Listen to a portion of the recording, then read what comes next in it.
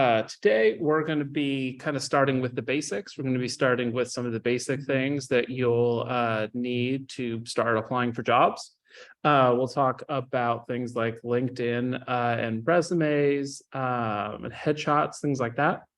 On Wednesday, we'll talk a bit about some of the code-related things that you'll need to have, things like your capstone deployed and your personal portfolio. And then when we finish up with that, we'll start to talk a bit about some different job titles that are out there and a bit about how to get started networking and doing informational interviews.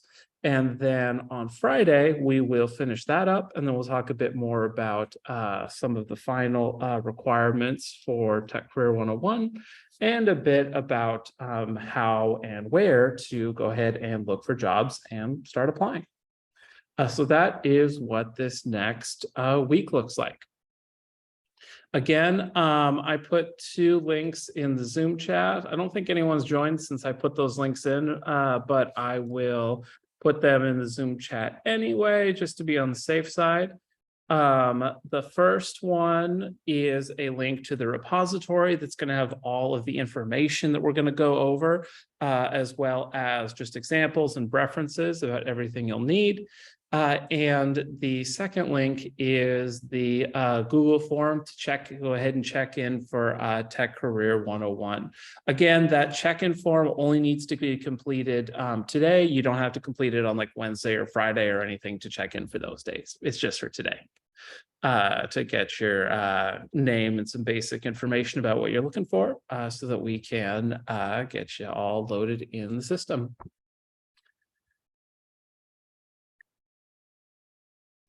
So let's see here.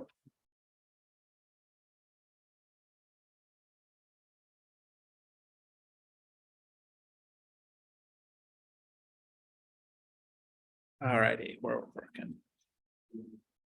So again, if you haven't already, go ahead and fill out the check-in worksheet. It just asks for your email, your name, your graduation date or class name, and a couple of questions about your current situation and what you're looking for. And then the Tech Career 101 repository here is going to be our main source of information that's going to have everything that we're going to need for the next week and beyond. So it's got a link to the check-in form. It's got a link to Career Services email to turn in your homework, which we'll talk about later. It's got some other videos, and then a list of the completion requirements. We're going to start today with headshot, resume, cover. Actually, I don't think we're going to go over cover letter today. LinkedIn profile, and of course, we'll see how far we get today. We have a smaller group, so we might be able to get a little further. And then we will keep going. So does anybody have any questions before we go ahead and get started?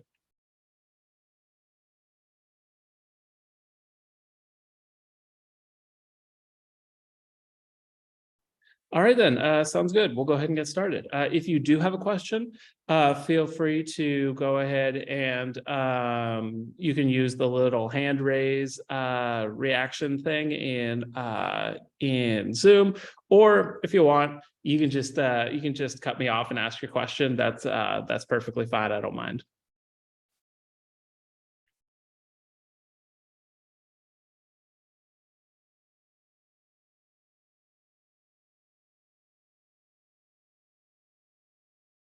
All righty. So first thing we're going to start with is LinkedIn. And there's a reason we're going to start by talking about LinkedIn. There's basically 2 things that we want here. Our 2 big objectives when we're starting to apply for a tech job are we want to be able to get started networking, and we want to get all of the different documentation and documents and everything that we're going to want to show off in the process of actually applying for jobs. So those are our 2 goals, is start getting networking started and getting everything ready and put together to apply for jobs. The thing here that is the hardest to accelerate or the hardest to crunch into a small amount of time is networking. With a lot of the job documentation, with a lot of working on your portfolio, you can always put in more time. You can, like in college, maybe pull an all-nighter, something like that. Hopefully you're not pulling all-nighters here or anything. But if you need something to be, if you need to put in more time, you can always do that. However, with networking, it doesn't really work like that. You're kind of, you can only network so quickly. There are only so many events. There's only so often you can talk to people. Only so often you can bug people. So networking moves a lot slower. Because of the fact that A, networking moves a lot slower, and B, the fact that networking is the #1 best way. And we'll talk about this as we go this week, but it is the #1 best way to get your resume out of the pile and get you an interview. Once you get an interview, of course, then you can talk about all your skills and everything you have. But that's the first big hurdle, is getting those interviews. And frankly, networking, as we'll talk about a little bit later, probably on Wednesday, networking is the #1 way that you can get yourself out of that stack of resumes and into interviews. So networking is something that we want to start as soon as we can. And the first thing that we'll need for networking is a LinkedIn page. Not only so that we have something with our professional accomplishments, with our skills, links to our portfolio, things like that, that we can show off to potential hiring managers or people we may want to get informational interviews or something with, but also because LinkedIn is in fact what we'll use in a lot of cases for that networking. You can do a lot of reaching out, you can do a lot of that networking and that chatting through LinkedIn itself. So LinkedIn is the first thing that we want to go ahead and tackle. So I am going to talk about, basically I'm going to go over some stuff that you'll want on a LinkedIn profile, and then we'll go ahead and take a look at some examples, and you can see kind of what that looks like in real life on LinkedIn and everything. So the first thing that you'll want is a decent looking professional profile photo. Now, that does not mean that it needs to be something super fancy or something that's actually professionally taken, like something that you paid for. There are plenty of people out there that you can pay for headshots, but you do not have to. Do that. In the day one folder in the repository under links, there is here. I can share my screen. You can see what I'm talking about here. Here under day one and links, there is a link here to just some guides for how to take a professional headshot. It basically comes down to, I'll tell you right now, the easiest way to take the most professional headshot with the least amount of work is to get a friend to take it for you. If you do it kind of like a selfie, the angle is going to be a little bit weird, so you'll want to grab a friend to help you out with it. And basically pick a background, pick a simple background. Buildings work well, whether it's stucco or concrete or brick or wood. Literally, I'll show you my LinkedIn headshot in a little bit here. It's literally taken in front of a garage door, just on some random street here in Portland. So basically, pick a simple background. The best and easiest lighting is lighting in the shade. If it's a cloudy day, or lighting with a shade, or lighting in the shade, that's going to be definitely the easiest lighting. Make sure that the sun is neither in your eyes nor right behind you. And then just make sure that you stand up straight. Look into the camera, smile a little bit. Again, this guide here that is linked to here in the readings does go a little bit more into detail about kind of the best way to do everything, to go ahead and kind of some of the different best ways to pose.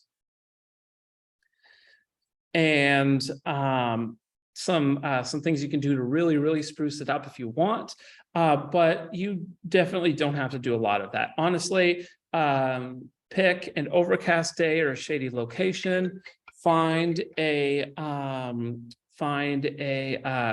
just a solid or simple background, and have a friend take a phone camera picture. Almost every phone camera is really good these days.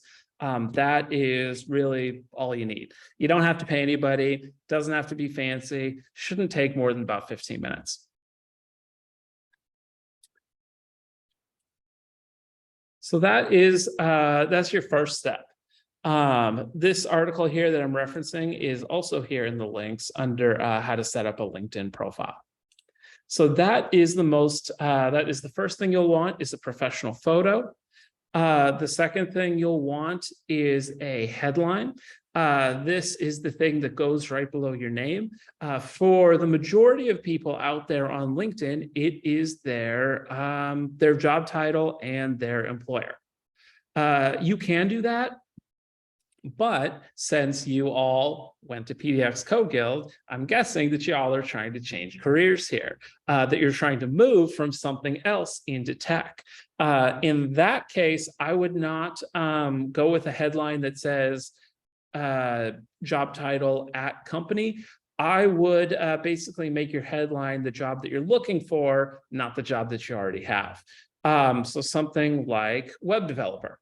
That's a good simple one. You could, depending on whether you're thinking more front end, more back end, depending on if there's something that you're looking for more than other things, you can do something like that. Another good thing you can do is put something about your programming languages in there. You could say something about like Python/JavaScript, for instance. So keep it vague, but definitely you want it to communicate that you are a web developer, and those are the types of jobs that you're looking for. One thing that I will say 100% to avoid is the words aspiring or junior. Those were, whenever I see in like a headline or something, anywhere in a LinkedIn profile, really, if I see like aspiring web developer or junior web developer, it makes me cringe so hard inside. You're basically selling yourself short when you do that. I know that it's very easy when you get started to feel like an imposter. There's literally imposter syndrome is literally named after that. But don't sell yourself short. Call yourself a web developer or a full stack developer or a front end developer, back end, etc., because that's what you are. You're not aspiring because you have programmed. You've done it. You are a programmer. You're not aspiring. You're not junior. You just are a programmer. You are a developer. The next thing that you'll see in LinkedIn is a summary. So this summary can be pretty long. This says that it can be about 400 to 450 words long. You definitely don't need to put that much information, and almost nobody does. And frankly, if someone did put that in from a whole literally 400-word essay in their LinkedIn summary, and I was a hiring manager, I wouldn't read it. So don't think that you need to put in a huge list, but think of the LinkedIn summary field as something that lets you go ahead and tell your story. This lets you highlight anything you want to highlight. It lets you kind of highlight anything about your experience or maybe your personality, or anything like that. Basically, the rest of your LinkedIn profile, the rest of your resume, things like lists of your experience and your skills and your education and everything like that is going to be much more rote, much more just the facts. The summary here is where you can get a little creative and where you can kind of sum it up and talk a little bit about what makes you tick as a human and as a web developer. This is a good place to also go ahead and put a basic rundown of your skills in here. I'll show you some examples again when we start to look at some LinkedIn profiles. But one other thing that I would say about a summary is you'll see when we look at some examples that by default, LinkedIn is not going to put the whole thing on there. By default, LinkedIn is going to put the first half a paragraph or so, and then it's going to have a see more or show more, I forget which one it is, button there that'll show the rest. So keep in mind that if you put something deep down within your summary, it might not be seen. Just like in a newspaper, we talk about, for those of you who are old enough to have read newspapers, you know that newspapers usually come folded up. So there's literally the part that's above the fold, the top headlines of the day, and then there's the part that's below the fold, kind of further down. Basically, think of this show more button as kind of above the fold and below the fold. Everything that pops up before that show more button is going to be something that people are going to see. That's you basically want to entice them to go ahead and not go scroll past it, but to click that learn more button.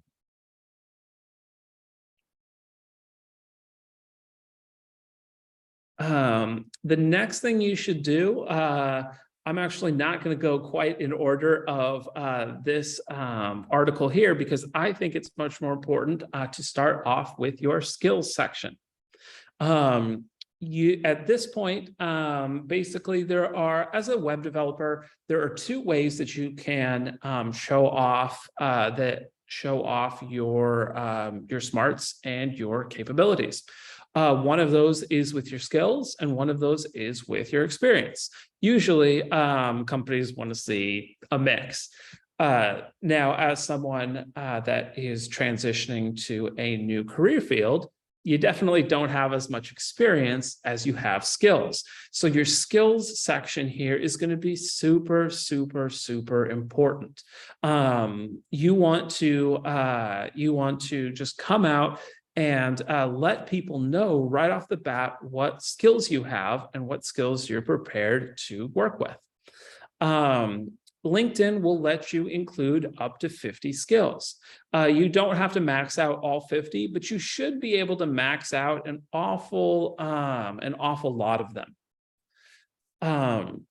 When you're thinking about skills, and this is going to apply for your resume as well as your LinkedIn, when you're thinking about skills, don't just think about the obvious ones. If I ask you to brainstorm the skills that you have, the skills that you've learned in the bootcamp, you'd probably come up with things like HTML, CSS, JavaScript, Python, maybe Django, maybe Vue, things like that. There are a lot more things that you know. Database design. You know object-oriented programming.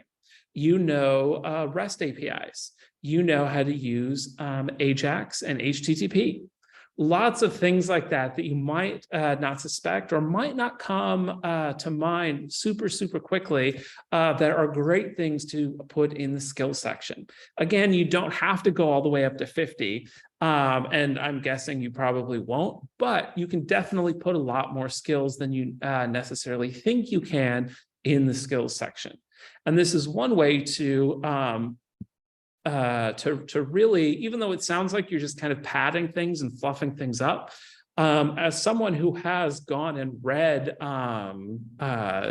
entry-level developer resumes to hire people, if you have a skills section that is filled out, it does make you look much more accomplished than someone who maybe just puts HTML, CSS, JavaScript, Python, something like that with just the basics. So don't think that you're padding things out if you're filling out your skills section with basically everything that you can think of.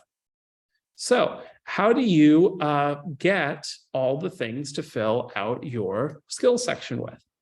There are a number of different ways that you can get more things to add to your skills section. If you look here in the day one folder, there is a file here called the resume skills list. And this has a list of things that you can put on your resume. You'll notice some of these things are in italics and some of them are not. Basically, the things that are in just normal print are things that we've gone over in the boot camp. Basically, you did the boot camp, so you should be able to put these on your portfolio. Again, depending on whether you did the day boot camp or the evening boot camp, some of the Vue and Django REST stuff may or may not be there. But basically, everything that is here in just normal font here is something that you can put on your resume. So, of course, we have the obvious HTML, CSS, JavaScript, Python, and Django and Vue. But again, there's a lot more there. There's a lot more that you've gone over.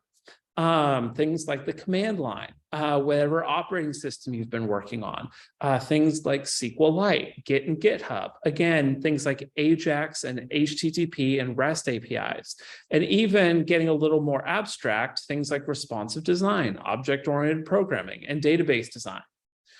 These are all things that you can and should have in your skills list. The next thing to think about is, depending on what you've done, what you did for your Python mini capstone, what you did for your JavaScript any API mini capstone, what you did for your full-blown capstone, and also anything that you might have done as a portfolio piece, maybe anything that you did outside of PDX Code Guild, or maybe that you did as maybe anything that you did as a side project or anything else. Look back at those and look at what other frameworks, skills, tools, and everything that you used for those. Well, the things that are in italics here are a number of things that it's not going to apply to everybody. Not everybody has used these, but it's a good thing to think about.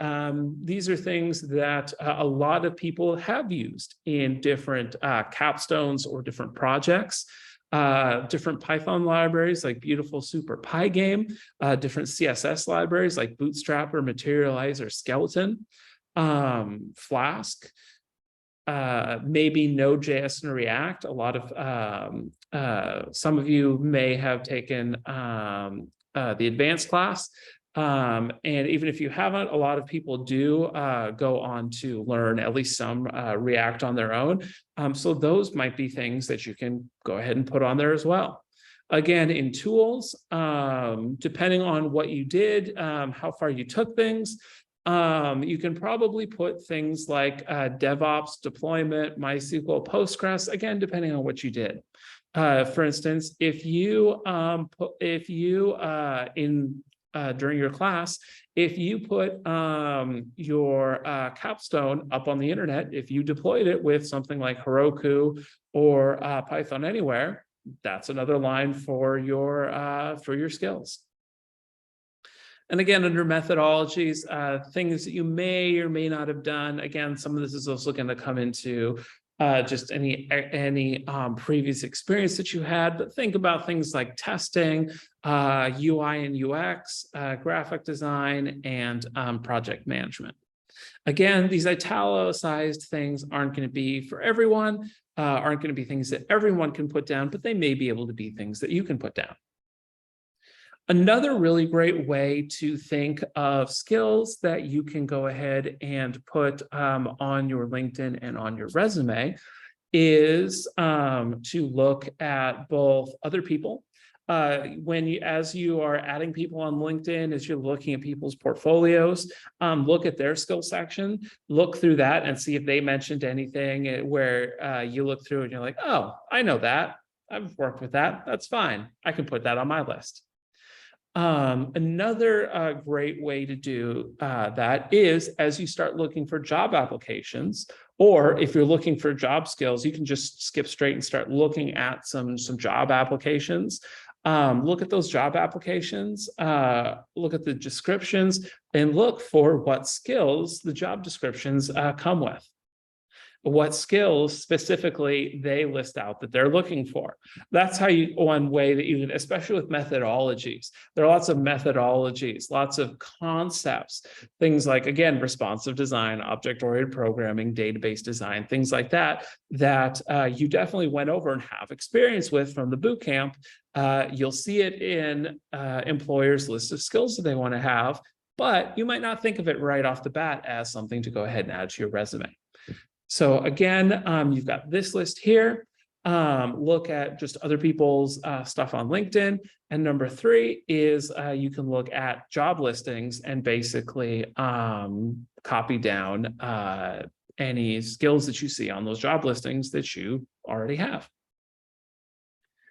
Last thing to mention about skills is that when you are thinking about what skills to put on your resume, you'll probably get to the point here where you'll look at where there's going to be something. Maybe it's Django REST framework, maybe it's Bootstrap, maybe it's Flask or React, where you're not sure whether you should put it on your resume or not. And you're not sure how to kind of accurately, well, how do I say that I only half know it? Something like that. There are different ways that you'll see on the internet sometimes of explaining this. Sometimes you'll see it with stars. People will kind of rank different skills with a different number of stars from like 1 to 5. Sometimes you'll see it listed as like percents. So it's like 100%, 50%, 80%. But in both of those, it begs the question, what do those even mean? If I say that I am Python 100%, JavaScript 80%, does that mean that I'm saying that I know literally everything about Python, but I know about 80% of JavaScript? Am I saying that compared to what I know for Python, I know 85% as much for JavaScript? What does any of that even mean? Same thing for stars, right? If you put 1 for 5 and 1 for 3, does that mean that the thing you put a 5-star on, does that mean you know everything about it? Should you keep everything at like kind of 4 stars because you don't want to exaggerate it? The stars that any of those things with like stars or percentages or like points or whatever really end up being meaningless. It just clutters up your resume. It confuses you trying to figure out what the heck you're actually supposed to put in there. And it confuses any potential hiring managers. I would say when you're putting skills on your LinkedIn and your resume, either put them on or don't put them on. Don't try to qualify things. It's either on your resume or it's not on your resume. And the kind of the threshold for when that should be on your resume versus not on your resume is if you have some code that you can show off for it and you can talk intelligently about it. That doesn't mean you have to be an expert about it. That doesn't mean you have to even have created like a portfolio project using it. But if you've got some code, maybe it's in a lab or in a little tutorial or project that you have finished or something like that, just some scraps of code you have sitting around there somewhere. If you've actually gotten in there and worked with it, and you can talk intelligently about it, or at least about the basics of it, then I think you're good to go. You can go ahead and put that on your resume. You know, when a hiring manager, if a hiring manager asks to see an example of you coding with that skill or an example of how you've used that skill, or asks you to tell them something about it or describe how you've used it or something like that, it's okay if you describe it or show off the code and say, you know, this is as far as I've gotten, you know, I only know the basics, something like that. Or, you know, if maybe they ask about React and you tell them a bit about the React basics and you say, you know, that's about where I'm at. There's no shame in that. But you don't want to be in a situation where someone says, oh, can you tell me about this? Or, oh, can you show me an example of this? And you have to be like, oh yeah, no, sorry, I don't have anything for that. You don't want to be like that. Basically, again, if you have a code example of it somewhere, no matter just somewhere, no matter how stupid or how simple or how tutorial-esque, and you can talk about it, at least the basic, or talk through the basics of how it works intelligently, then I think you're good to go. You are going to be applying to entry-level programmer jobs. Anyone who looks at your resume is going to be able to tell you're an entry-level programmer. So they're not going to be expecting you to know the complete ins and outs of every single thing out there. It's okay not to know everything about everything. Again, you just don't want to put anything on your resume that you really don't have any experience or code in. Does anybody have any questions about skills? Yeah, at the risk of sounding kind of dumb, I guess. You've got database design ORM on there. Like, where have we done that? You've done that basically anytime you use Django. ORM is basically, what is it, object relational mapping. It's basically whenever you use model.objects.all, model.objects.create, model.objects.filter.get, all those things, when you lay out your models.py, that's all using the ORM and all using database design. Oh, so I actually do know. Cool. Yeah, see, I told you, you know more about some of these skills than you might think the first time around. That's why they're here in a list, so you can kind of go back and look at everything. Awesome. Any other questions?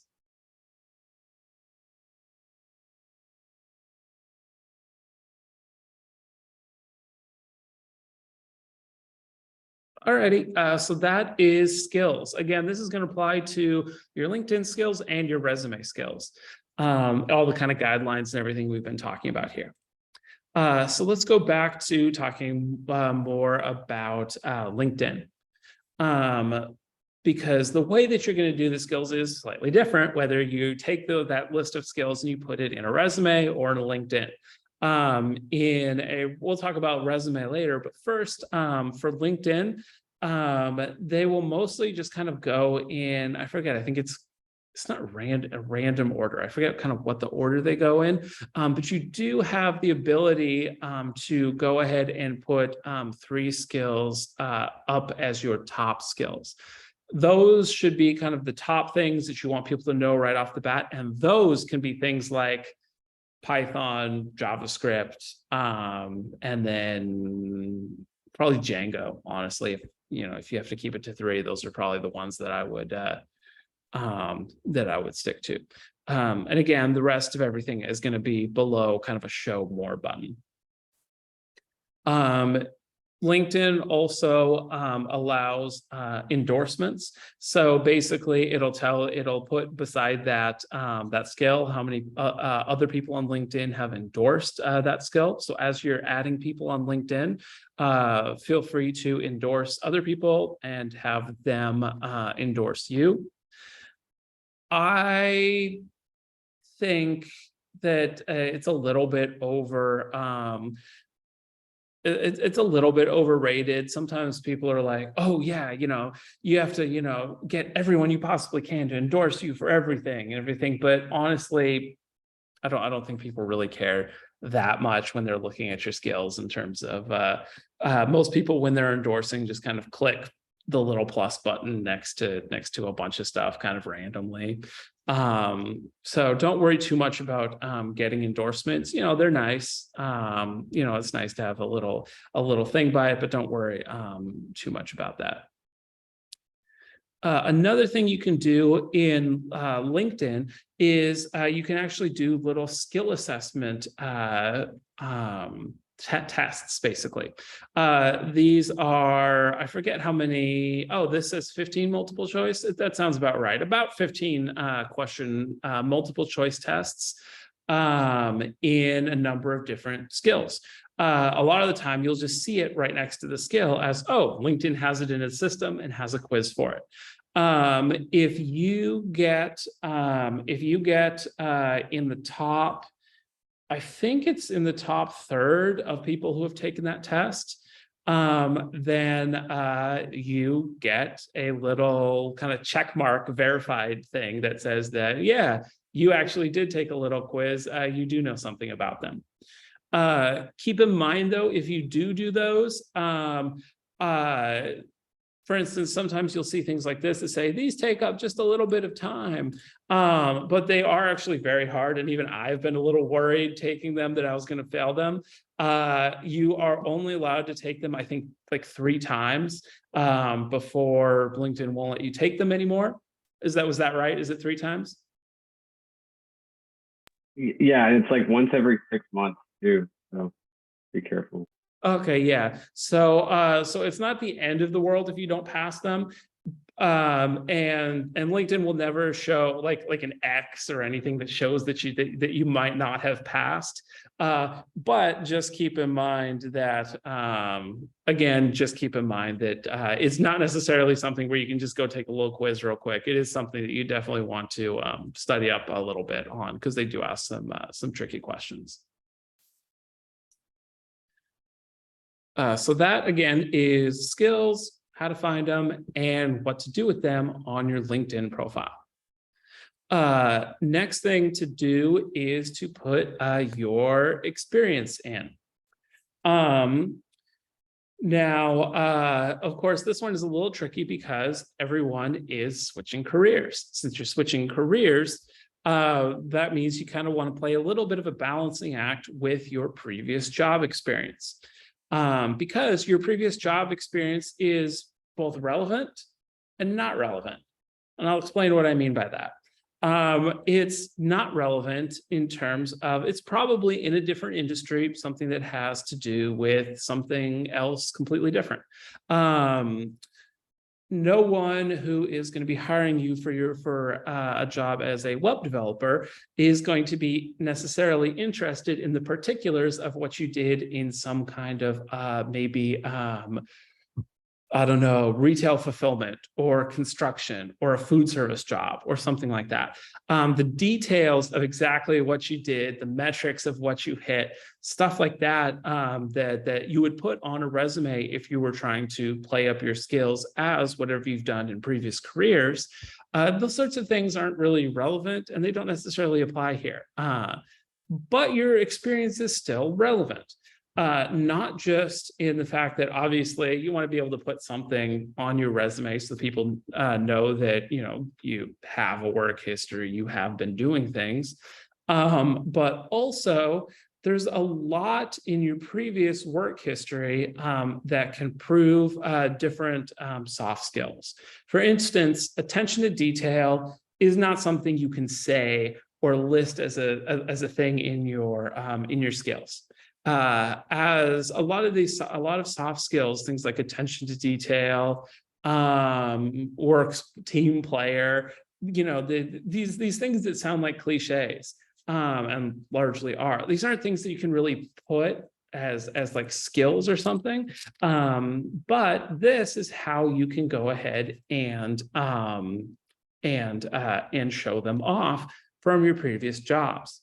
So you might not have the hard skills, the tech skills in those previous careers, previous jobs that you've done, but you do have proof of your soft skills.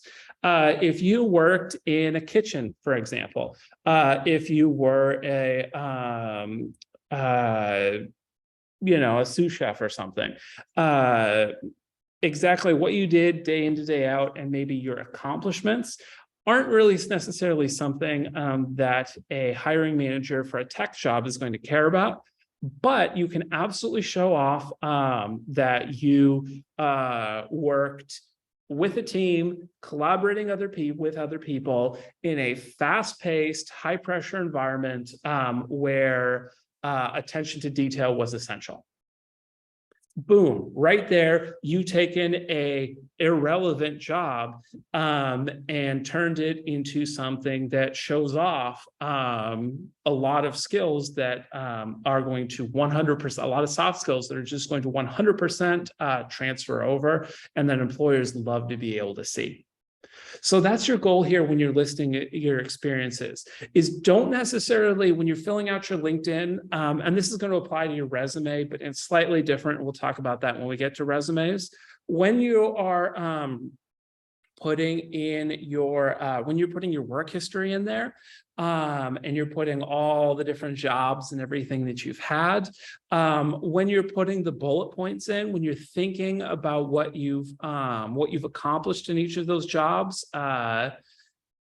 think of it not in terms of what you would list out, what you would put in bullet points, what you would brag about.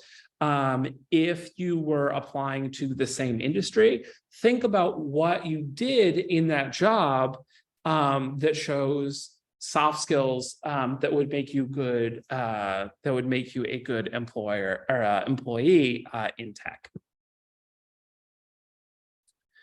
Again, we'll talk about this more when we talk about resumes as well, but also make sure you use lots of action words, and make sure that when possible, you use metrics. Again, this is where you might have to think about a metric for something, like here they use the example of grew email newsletter open rates from 5 to 16%, something like that, where you have a percentage or an amount that you improved something or that you optimized something. Again, you'll have to think about to yourself, does this sound impressive just to someone in that industry? Or is this a metric? Is this something you did that's going to sound impressive to someone outside of that industry in tech? So again, to sum up, your previous experience that is not in tech is both relevant and irrelevant at the very same time. Sometimes people, one of the biggest mistakes that people make when they are switching careers like this, when they're working on things like their LinkedIn and their resume, one of the biggest mistakes people make is to think that their work history is not relevant or something to just kind of skip over or relegate to a small portion, or to just kind of use the same bullet points that they had on their resume when they were still looking for jobs in that field.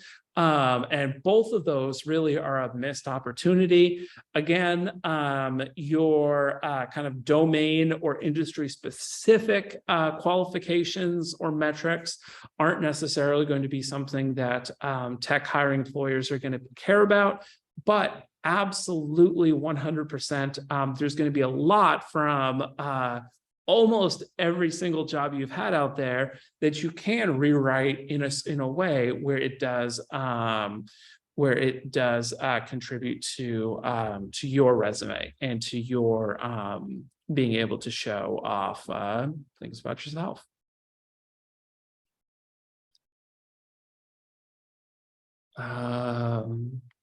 What else? Also, make sure that you put your education in there.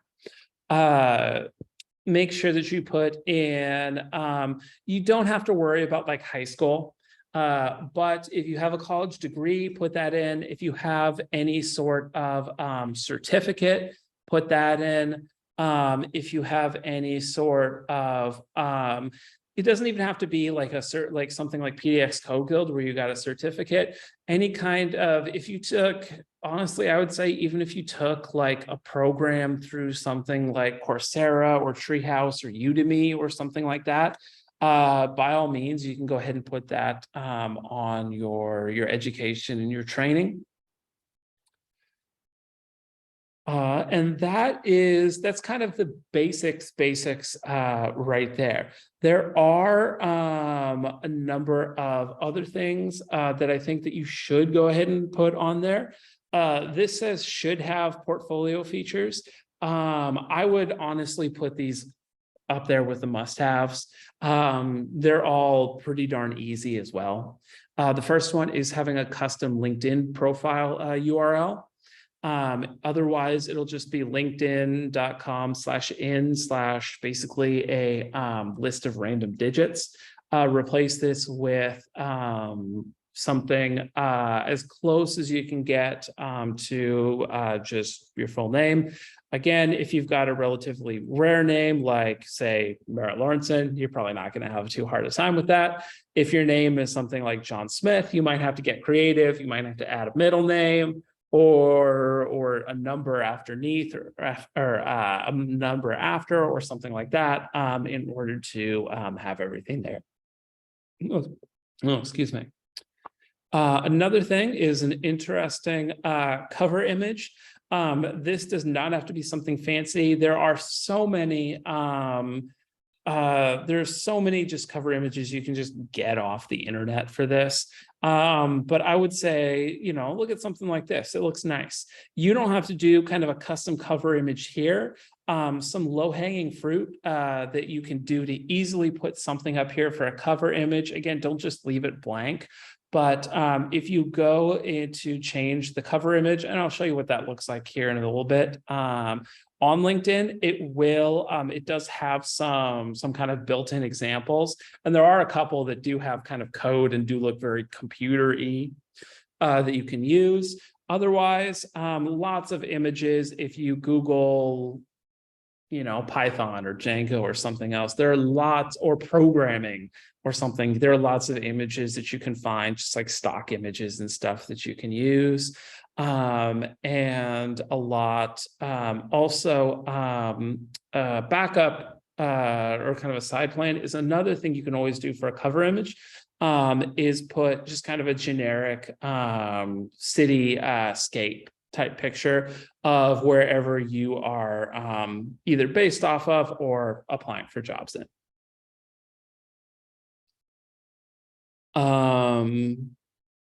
Yeah, and that is about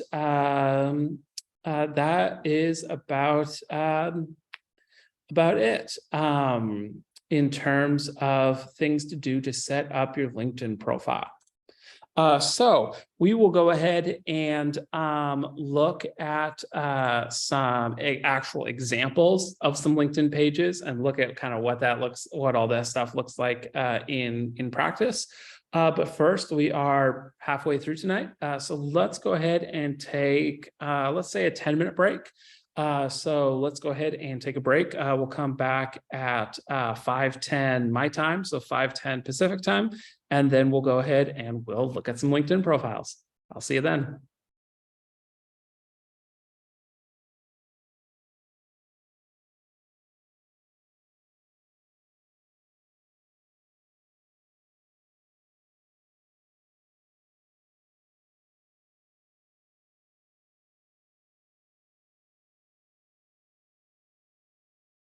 All right, let me share my screen again, and let's look at some LinkedIn profiles. So we'll start with mine. Again, mine has probably the most common thing you'll see for a headline, which is just the name, or sorry, not the name, but it's just somebody's title and company. Again, the profile photo does not have to be fancy. This is literally a picture that my girlfriend took, and that's a garage door behind me. Doesn't have to take much to put together a nice professional-esque profile photo.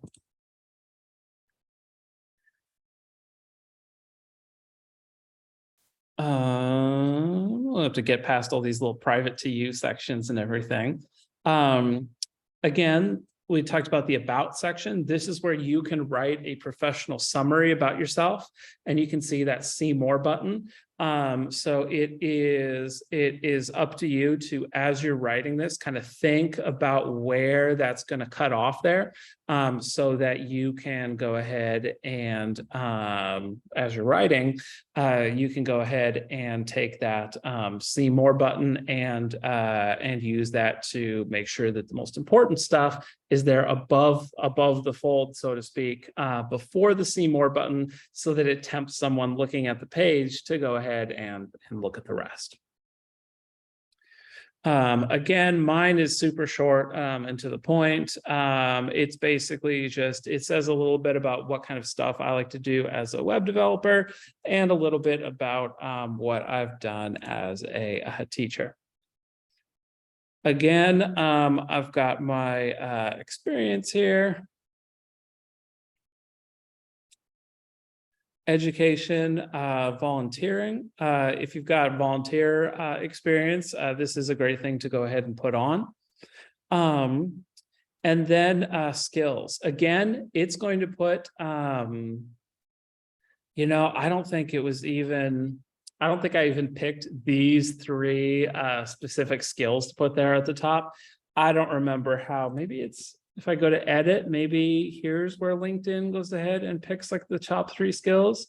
You can see that I've got a number of them. And you can also see that there doesn't really seem to be a lot of rhyme or reason to how LinkedIn goes ahead and orders them. So I would say don't worry too much about them. But again, these are a bunch of different skills. And you can go more into it and show off kind of where you've put this skill to use and that kind of thing. You can get endorsements. And also, again, you can take those little LinkedIn skill assessments. Again, they are not very easy, so definitely do a little bit of studying before you go ahead and take them. But you can use that just to get that little check mark, and especially for someone who is an entry-level developer like yourself, it definitely just puts that little stamp that you do know what you're talking about.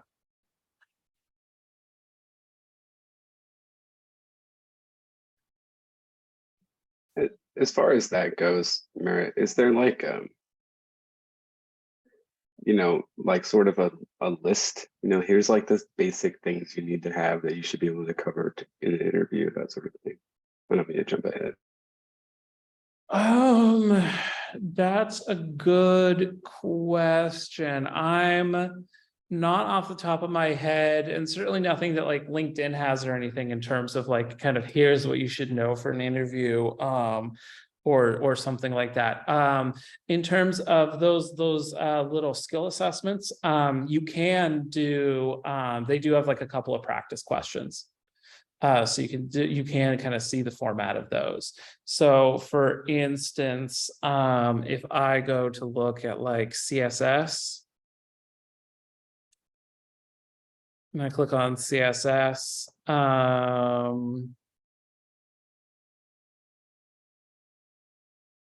should let me go ahead and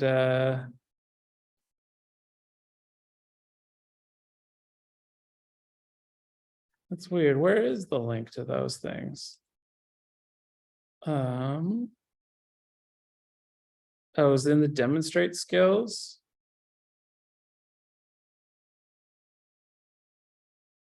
Oh, the take skill assessments, that's where it is. So you can see that basically LinkedIn will show you, okay, yeah, it's in the top 30%. LinkedIn will show you a bunch of different ones that are recommended, basically things that you put in your skills list that you know that you haven't taken a quiz for. And then you can click on one of those. And if you click on one, you can see a couple of practice questions without hurting your ability to take it in the future or anything like that. So for instance, let's see how badly I do. Oh, and they are timed. What is this code?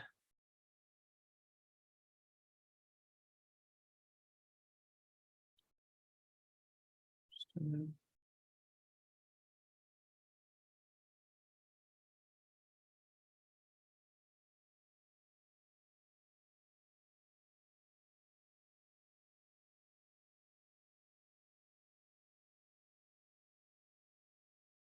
think this is polymorphism, like doing different things with different things. We'll see. Is that right? Nope, it wasn't. Method overloading, it's the creation of several methods with the same name, which differ by the type of input. Okay, so they're saying that the different you got, in this case, they're saying that you got the different inputs, and depending on what you do with the input, it will run the same kind of or run different things that have the same name. That's getting into some pretty advanced object-oriented programming. So right off the bat, you can see that they like to be really tricky with those. C is not an object-oriented programming language. Sometimes they are just easy questions like this that don't require any code, that are just kind of little trivia questions. So I got 1 out of 2. Should probably study for this one a little bit before I actually go ahead and take it.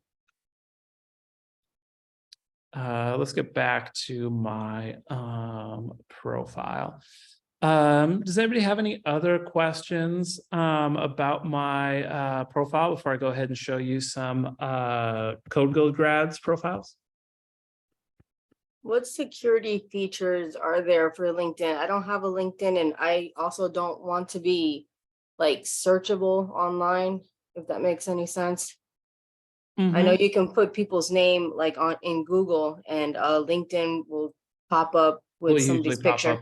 And I don't want that. Yeah. So if you go to not just here is this, oh no, this is like account security. If you go to visibility and data privacy, there are a number of things.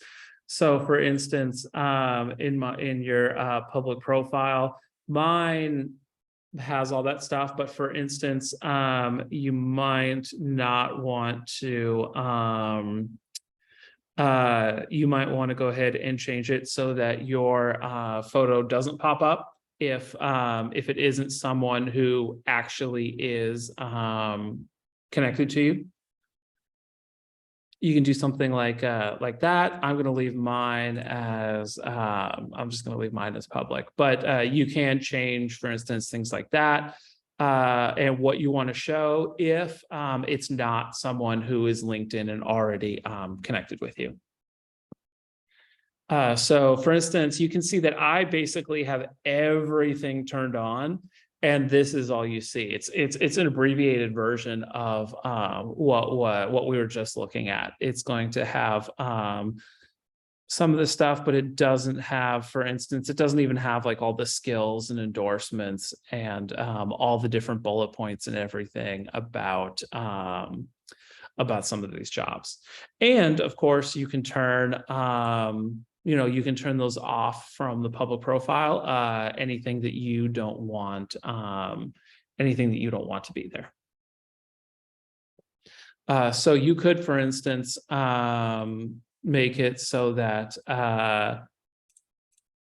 basically if we turn all of this off, then I'm pretty sure I'm pretty sure we can get a LinkedIn profile that literally just has a name, a location, and a number of connections. So you really can tighten it down if you want. Okay, thank you. I'm going to put mine back to everything here. So it is up to you. I would encourage you to obviously not do anything you're not comfortable with, But I would encourage you to go through and see if there's any of that stuff that you are comfortable with not hiding, at least while you're job searching. You can always, of course, go ahead and hide it. You can go ahead and lock things down more later if you want to. But I would encourage you to the limit that you're comfortable to make yourself, at least until you do find a job, to make yourself easier rather than harder to find online. But again, that is totally up to you and your comfort zone. LinkedIn will adapt to that.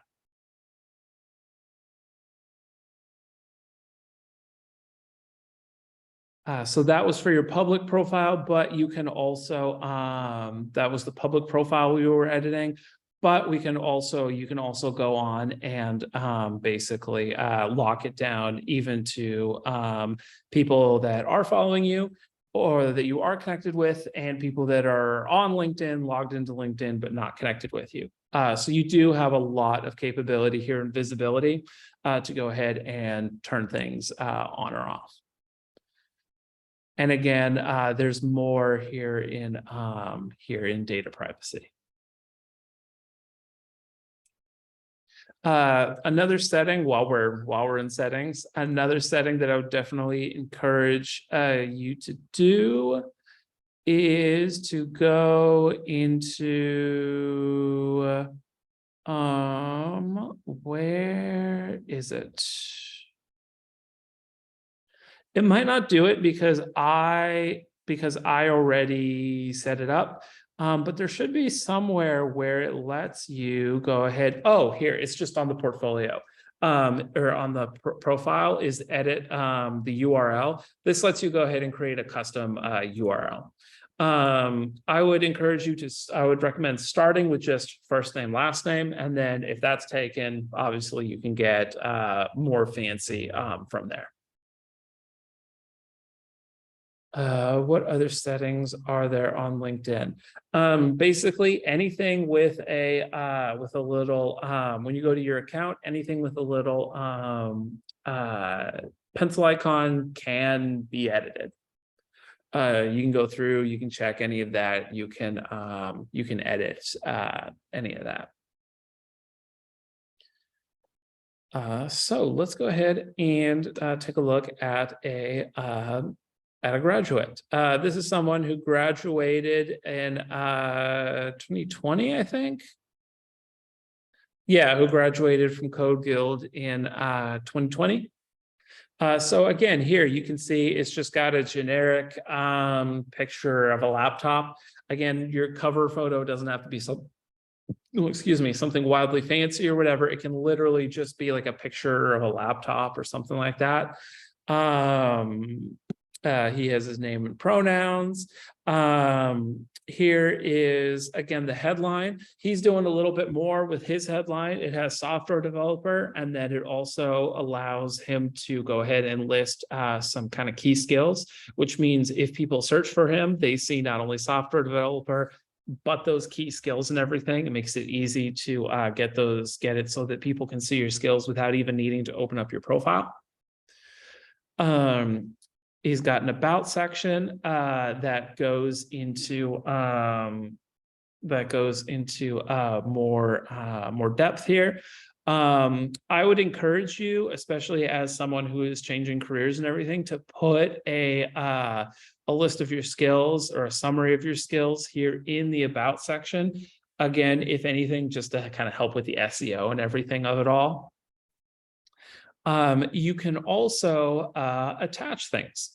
So for instance, here we can see his resume, which we'll look at a little bit later, actually, also as an example. And you can see some different projects that are linked to. This is a great way to make it so that if someone looks you up on LinkedIn, they can follow the links and see everything that there is, see your projects, your resume, and anything else. Again, like you mentioned, Isabel, LinkedIn tends to be the thing that comes up if you Google somebody's name.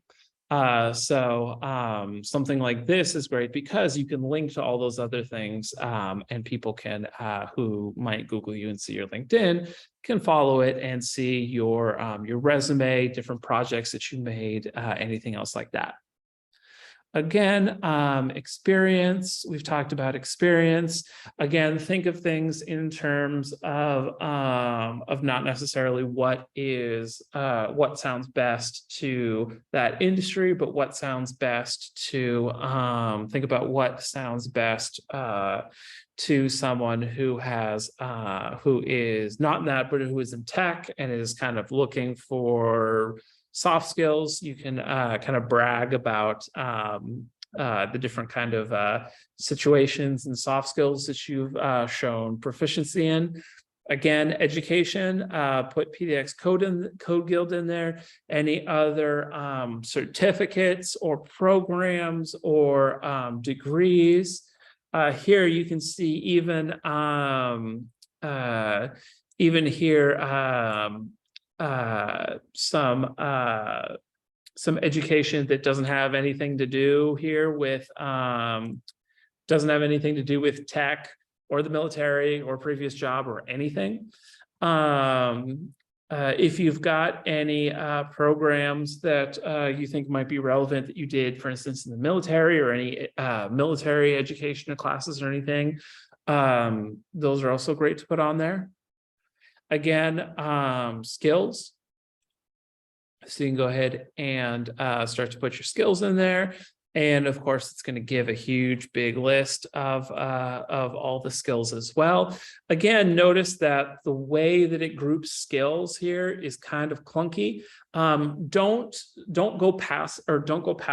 bypass this section, because it will do things like LinkedIn will say, oh, hey, this job would be perfect for you. They want the same skills that you have. Oh, this person has the same skills as you. It gets used a lot in LinkedIn for just kind of being, oh, this is who you are, this is what you do, here's stuff that matches. But if, for instance, if someone else is looking at it, this is not like a categorized list or anything. That's why, especially for someone like you that is switching careers, I would recommend also going ahead and duplicating it here in the About section, because, for instance, this list of skills here in the About section is a much easier to read for a human list of skills than the way LinkedIn kind of just jumbled it all up at the bottom. So I would recommend going ahead and repeating that here. Other than that, it's a good LinkedIn profile. Austin has LinkedIn Premium.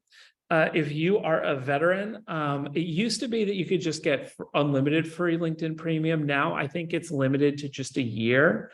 If you're not a veteran or you've already used up that year, it's kind of up to you whether you want to keep doing it.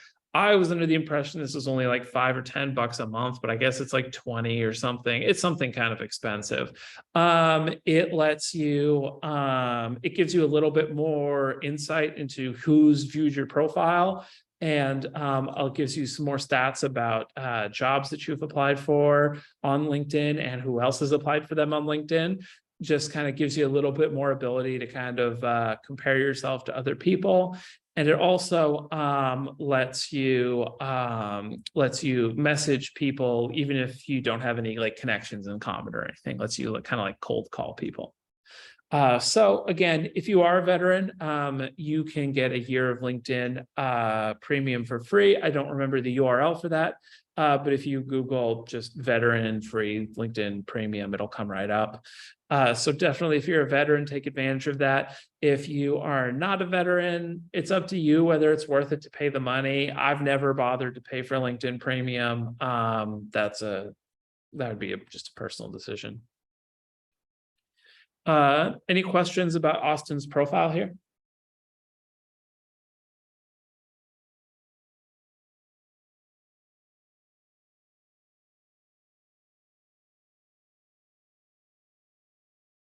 Alrighty, we'll look at one more. We'll look at Brandon's.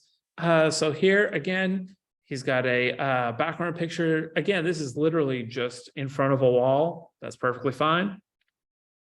This picture, I think, is actually, if you go to edit your cover photo in LinkedIn, I think this is actually just like one of the default options. I think this is just one that's built into LinkedIn. Again, software developer, but also gives him an opportunity to kind of list what his skills are, so that you can see those skills without even needing to open up his profile. Again, in the about section, a little bit, just a little bit about him and what he's done, a little bit about skills at the end. I would say, if he asked me, you know, hey, Merritt, what can I do to make my LinkedIn profile better? I would say maybe kind of break up the about section, break out those skills a little more, just so it's kind of easier to see everything there. Again, he also has his resume here, which we'll also use as an example in a little bit here when we talk about resumes. He's got links to his web portfolio and his GitHub portfolio. So again, it's a one-stop shop. If you go to his LinkedIn, you can also find his other portfolios and profiles and everything. Again, experience here. Experience and education. And again, you can put university, you can put high school if you want to, it doesn't really matter. One thing that high school can do is it can date you. It can make it obvious how old you are, which you might not want to put on your you might not want to make it that easy to tell on your resume or your LinkedIn. That's that's up to you. He's got other things that may not be degrees, so to speak, but time that he spent at university, training in the military, training outside the military, and of course, software training.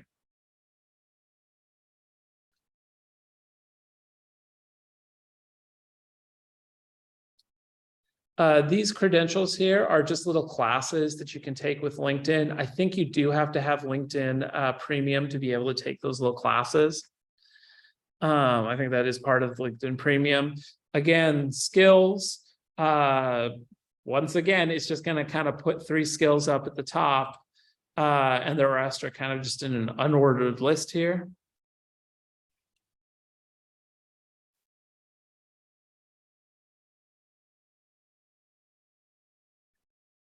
So again, you can start to see the basic parts of a LinkedIn portfolio. You can almost think of it as just tick off the boxes, put everything that LinkedIn needs, and you'll be good to go. They used to have, I don't think they have this anymore, but they used to have a thing where it would say that like what kind of level your portfolio is. So there's like good, better, best, all-star, or whatever, which basically just translated to how much you had filled out. They don't seem to have that anymore. But again, there's that link here in the day one folder. There in the links, there's a link to that article there about how to go ahead and set up a LinkedIn profile. Does anybody have any other questions about LinkedIn?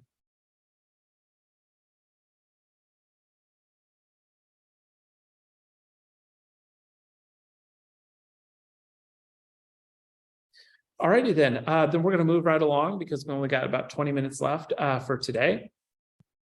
Again, here in day one, there's this leveraging LinkedIn file. Basically, 3 things that we can use. Well, 4 things actually that we can use LinkedIn for. The first thing is what we just talked about. That is the profile. LinkedIn is great to put a profile. Don't just think of it as, your resume in a different format. Again, we looked at all those different things that you can put in. It's really a way to put something that is, it really is a good way to put something that's more than a resume, lets you put more context and more information in. You can also use LinkedIn to network, both to add people and to talk to people. And finally, you can use LinkedIn to find and apply for jobs. LinkedIn is probably the single most useful website there is for all of this job stuff. We've talked about profiles today. On Wednesday, we'll talk more about adding contacts, messaging people, and networking. And on Friday, we'll talk more about finding jobs and the job search process itself. What I want to go ahead and talk about right now, though, is resumes. So, whoops, it's not finding the, here well, it should, oh, there we go. It loaded that time. Huh. So here in the day one, we've got a PDF, which is a tutorial of putting together a resume. So again, you can see kind of a basic outline of what you would put in. Notice that it is a lot like a very abbreviated, just the facts, no statements, no context version of a LinkedIn profile. It's got the same things we talked about with a LinkedIn profile, where it's got your name, your basic information, and links to other websites. It's got your skills, your projects, your relevant history, and your education. So again, here are some general instructions for putting together a resume. Resumes are a little harder than LinkedIn because LinkedIn will take all of that text, all that information, and format it all for you. With a resume, you're starting with a blank screen, with a blank page, and a near infinite amount of ways to arrange things. But it doesn't have to be that hard. There are definitely things that you can go ahead and put in order to go ahead and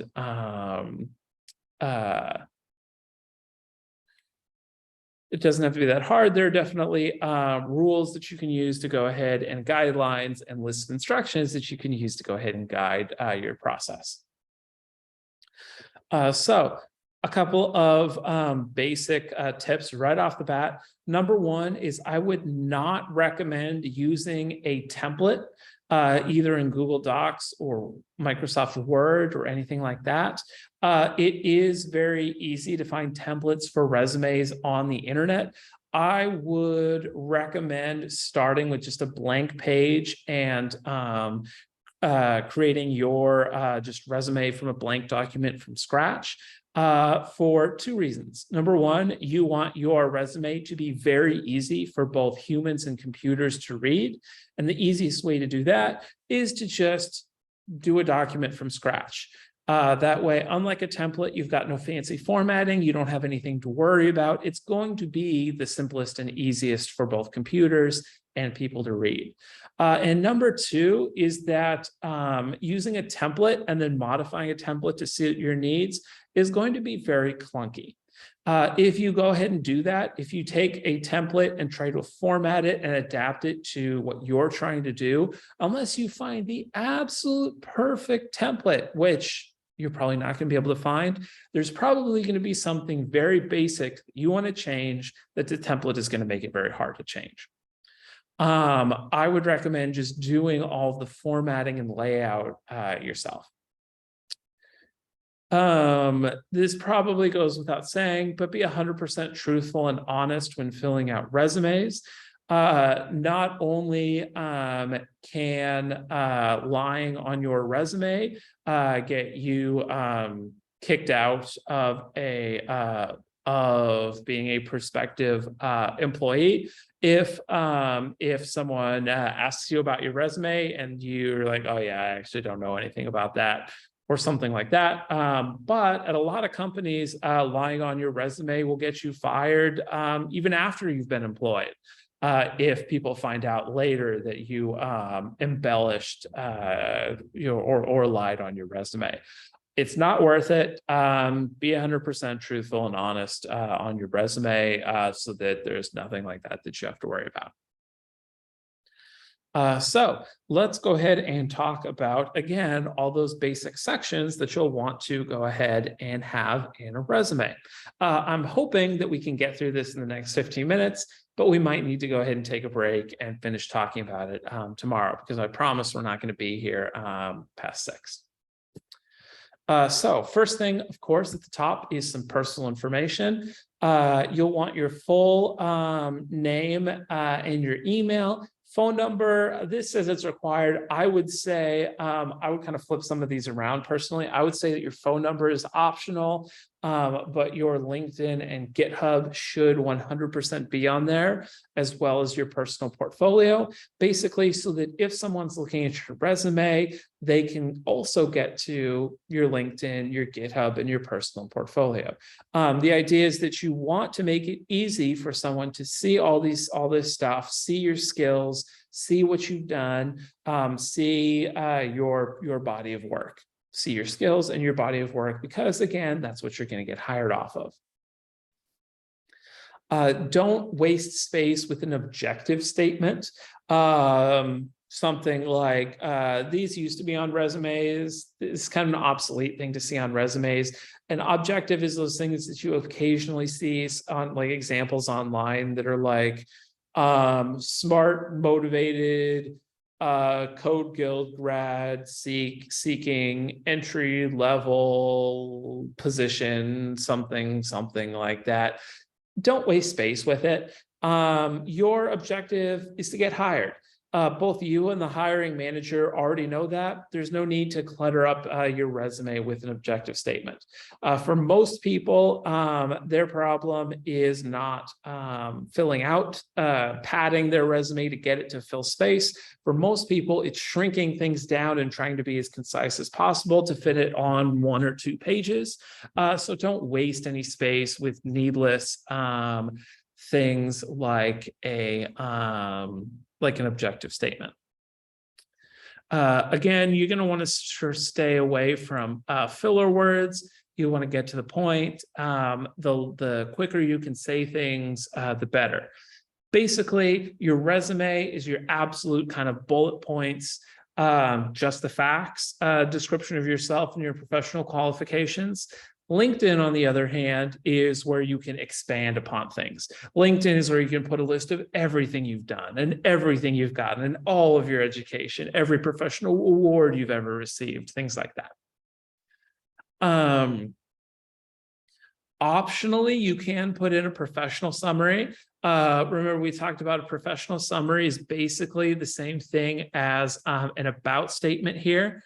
Except whereas in the about statement on LinkedIn, you can write a lot of information. Here, you're literally going to, here it is. You're literally going to want to keep it to 1 to 2 sentences. A professional summary should be used to highlight context, soft skills, relate things to a job description or anything else having to do with a company. But I would say that the only reason to really put in a professional summary is if it's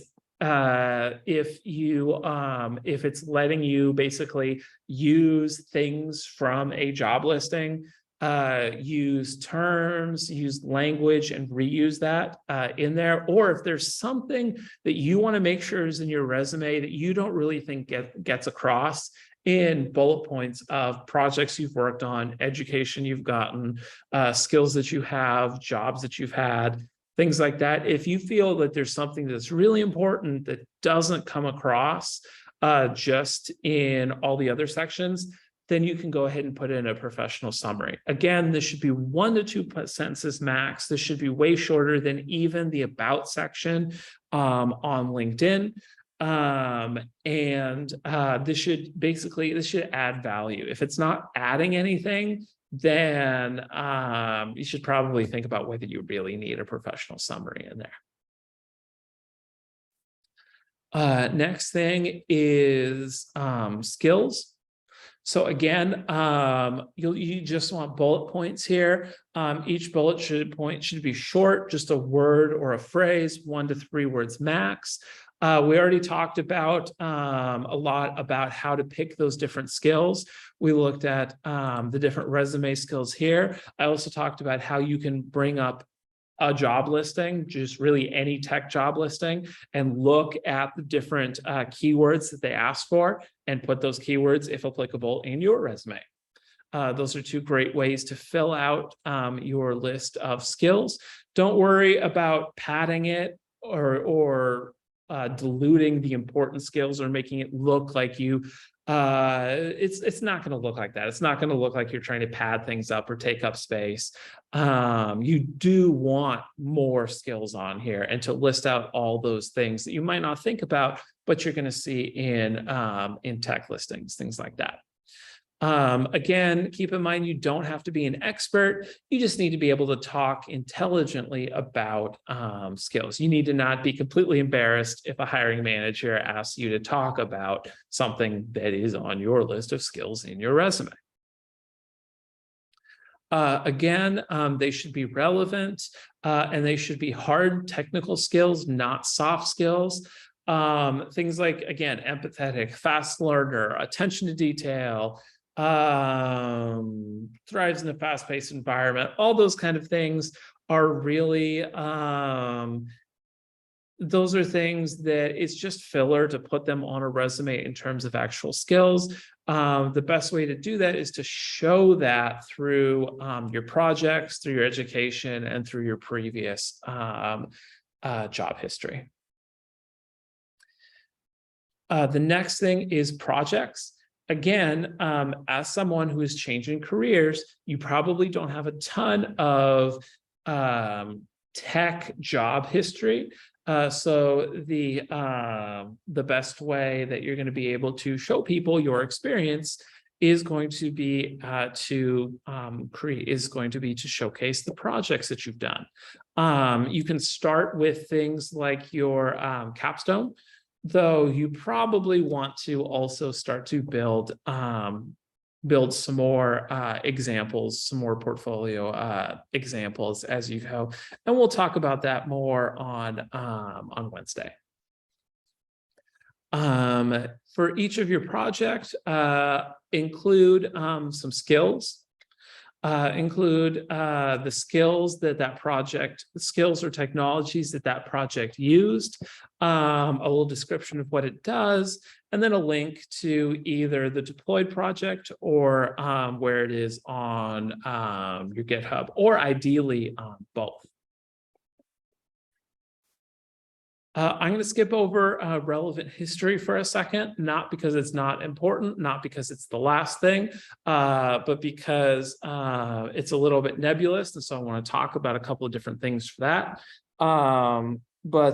Education, for that, first have the school or institution name and location, any degrees or certifications from there.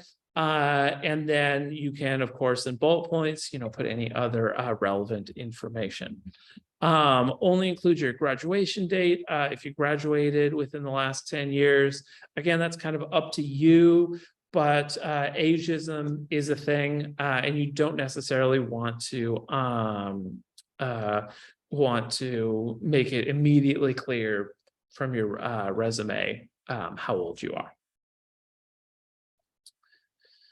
What was I going to say? I had one more thing about education I wanted to say before we do talk about relevant history. I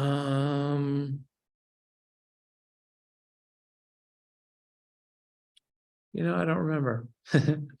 In terms of relevant history, just like you've probably done for resumes in the past, job title, company name, and location. Each responsibility should begin with an action word. So there should be a verb, communicated, managed, developed, built, anything like that. We do have some links here to some examples of different words, action words, different verbs that you can use if you're having trouble thinking of things, or if you just think that a verb that you're using could be better. We do have some examples here, not only just for resumes in general, but also specifically for software engineer resumes.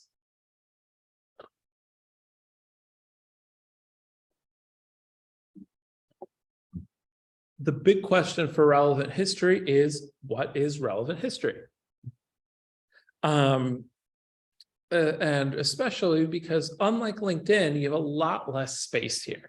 You're going to want to keep your relevant history short, because people are literally going to spend 10 to 30 seconds on your resume. You want it to be just the facts, and you want the important stuff first. If people want to know more about you in depth, excuse me, they're going to look at your portfolio, they're going to look at your LinkedIn, they're going to call you in for an interview. If they're looking at your resume, it means they want just the facts. They want the quickest, most basic form of all this information. And it is possible. I've seen people that have kind of a LinkedIn style history, job history in their resume, to the point where I've seen up to a page of job history that doesn't really relate too much to a coding job, to a development job. And that is a waste of space. Again, we've talked about this before when we were talking about LinkedIn, how for all of these things, you want to think about not necessarily the job skills that you did in that job, but the job skills that you did in that job that you learned or showed that are relevant to a new career field. So this means you might want to do some editing. For example, if you worked as a chef at 4 different restaurants in your resume, whether that's in 4 years or 10 years or whatever. If you have maybe worked in the same or similar job titles at multiple places, you really only need to have those on your resume once to show things like, again, I used chef as the example earlier, right? Things like attention to detail, fast-paced environments, being able to show that you work with others, and can, pay attention to deadlines, detail-oriented, all of that stuff. For all of those sorts of things, you really don't need to say it 4 different times for 4 different kitchen positions. One thing you can do is make your resume a little more of what's called a functional resume. You could basically crunch things together. Instead of saying restaurant A, sous chef, I did A, I did B, I did C. Restaurant B, sous chef, I did A, I did B, I did C, and so on and so on and so on. You can scrunch some of your positions together. For instance, if you were in the military, you can put kind of a list of the different jobs that you did in the military, and then put all of those bullet points under. Or for instance, if you're talking, if it's, again, for example, 4 different chef positions, you could instead say chef restaurant A, chef restaurant B, chef restaurant C, chef restaurant D, and then do some bullet points of showing off what you did, what you've demonstrated, and what you've learned as a chef, rather than specifically in those 4 different jobs where it would be a lot of repetitive stuff. Does that make sense about kind of condensing things like that? That's an easy way to take a resume that has a lot of, especially if you've got a lot of job descriptions in there that you think are maybe only half relevant, something like that where you kind of stack them, or again, make it more of a functional resume. Again, is something you can do to go ahead and make it so that you are showing off the same things, but kind of shrinking up your resume a little bit so that it's not quite as long. So it's easier to read and easier for a hiring manager to dig to get to that and see those different jobs and everything. Ultimately, though, last thing before we go ahead and break for today. Ultimately, though, when you're doing this stuff, when you are putting together a resume, ultimately, the right answer is whatever puts you in the best possible light and allows a hiring manager to see and get that information that puts you in the best possible light as quickly as possible. So that is why some of this information is going to be a little vague. Some of it has been a little vague, what we've been talking about. We've definitely been talking about guidelines more than kind of super specific stuff. Remember, you can always ask those of us at Career Services if you have a question about how you should put one thing or another on your resume or what would be the best for you. We're talking about a lot of guidelines because you'll always have to customize this in order to fit your own unique history, backstory, skills, etc. When you're making those choices, also keep in mind that a lot of times there isn't necessarily a right way to do it. We've been talking about a lot of general guidelines. There are obvious things like, obviously, typos are the wrong way to do it, right? Using half of your first page of your resume to put some weird headshot or something. That's obviously not also a wrong quote unquote way to do a resume. But once we've been talking about a lot of ways, a lot of guidelines for you as someone changing careers to really show that off on your resume. There are a lot of guidelines, but past that, when you really get down into it, again, it's really just is about what gets your unique qualifications and interests and skills on the page in the best light and in the most efficient and effective way possible. And number two is that I guess you can't please everybody. And what I mean by that is that even if there were things you could do to your resume that are really going to click with certain hiring managers, they're not going to be the things that are going to super click with other hiring managers. Ultimately, you want to lay things out, include details and everything that are true to you and what you're looking for. And again, your unique history and skills and everything, so that you can communicate that to employers. When you get into the nitty gritty of it, you will largely, you can ask 10 different people exactly how to put some minutia on your resume and get 20 different answers when in a lot of cases, it really doesn't matter. So just keep in mind that for a lot of these things, especially for a lot of the little things, there isn't necessarily a 100% correct way. If there was, resumes would be a lot easier to do. If there was always kind of a master correct way to do it that you could just emulate. Again, it's all just going to be about showing off you in the best light and whatever's best for that. Also, keep in mind that in order to go ahead and start applying for jobs, start marketing yourself, start networking, you need a resume. You can always refine this later. You can always refine these later, your LinkedIn, your resume, any of the stuff we're going to be going over this week. You can always refine it later. You can always add and remove to it. You can edit it. If you get an idea, you can implement that. If you get more skills, more projects, you can add that. If you think of a better way to arrange something on the page on your resume, you can always do that. You can always edit it later, but you do need to get something down on paper now so that you have something that you can use to go ahead and do all this stuff with. So it is important because there's always you can always go back and edit it, which means that don't let perfect be the enemy of the good. Get something down, get something finished, and then you can always go back and change and add to it later. All right, I promised we'd be done at about 6, and we're kind of getting a little up there. So before we break for tonight, does anybody have any questions? You said that we're gonna go over projects, adding projects to the resume on Wednesday. Yeah, yeah, exactly. I'll talk about that in a minute, but does anybody else have any other questions? Okay, then, yeah. So on Wednesday, we're going to go ahead and actually look at some examples of resumes. Now that we've talked about it, we'll go ahead and finish that up. We didn't quite get done with that today.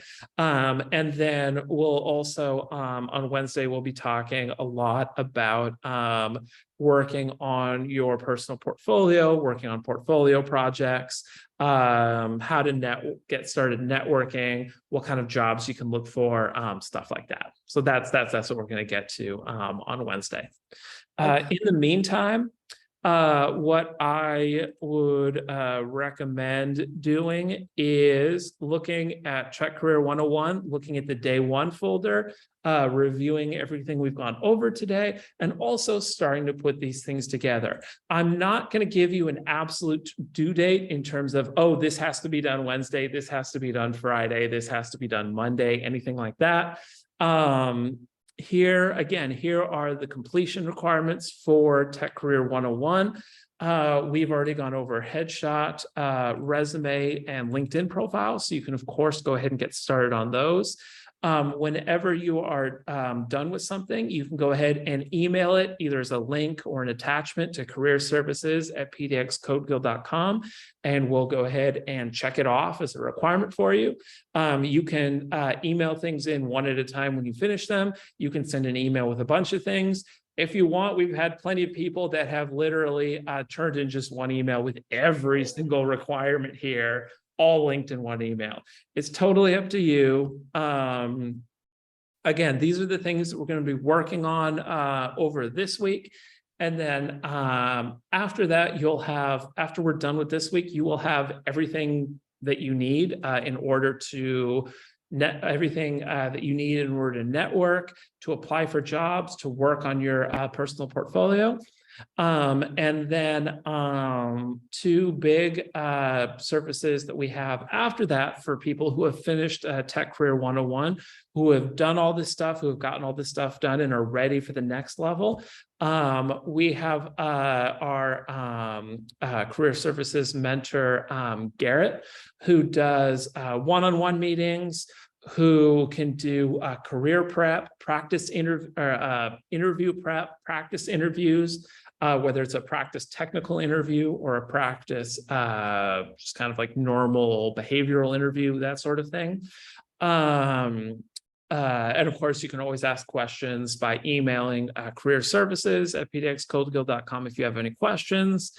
And also, we've been getting a surprising number lately of people, whether it's alumni from a long time ago or just other people in the community or advisors, asking us to send them people who might be interested in some entry-level contracts or jobs. We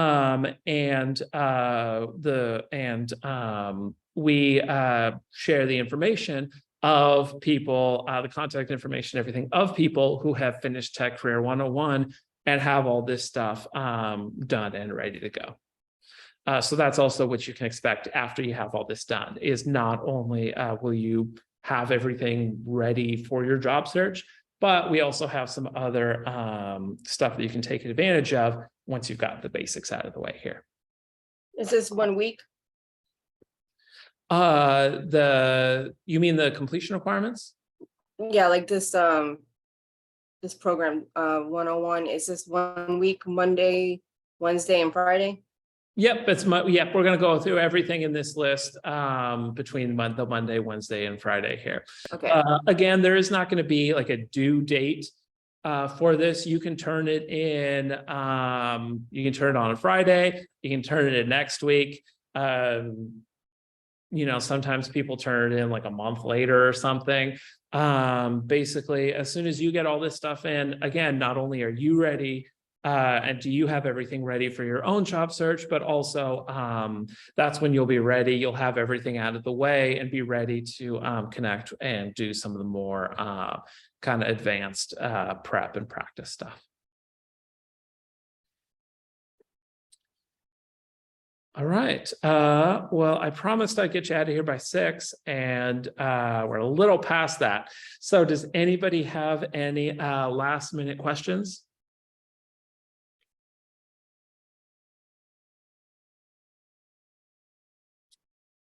All right, then. If nobody's got any last minute questions, then thanks for coming today.